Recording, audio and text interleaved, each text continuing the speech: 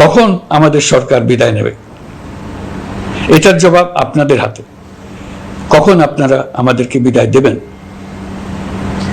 আমরা কেউ দেশ শাসনের মানুষ নই। আমাদের নিজ নিজ পেশায় আমরা আনন্দ পাই। দেশের সংকটকালে ছাত্রদের আহ্বানে আমরা এই দায়িত্ব গ্রহণ করেছি। আমরা সমস্ত শক্তি দিয়ে এই দায়িত্ব পালন করব। আমাদের উপদেষ্টা মণ্ডলীও এই লক্ষ্যে উদ্বুদ্ধ হয়ে সবাই মিলে একটা টিম হিসেবে কাজ করে যাচ্ছি। কখন নির্বাচন হবে সেটা সম্পূর্ণ রাজনৈতিক সিদ্ধান্ত, আমাদের সিদ্ধান্ত নয়। দেশবাসীকে ঠিক করতে হবে আপনারা কখন আমাদেরকে ছেড়ে দেবেন।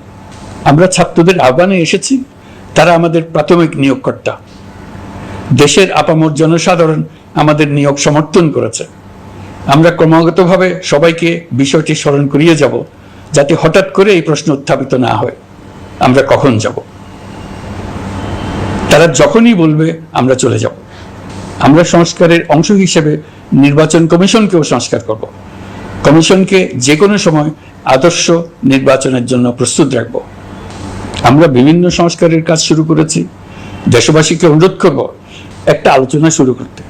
আমরা সর্বনিম্ন কি কি কাজ সম্পূর্ণ করে যাব, কি কি কাজ মোটামুটি করে গেলে হবে। এই আলোচনার মাধ্যমে আমরা একটা দিক নির্দেশনা পেতে পারি।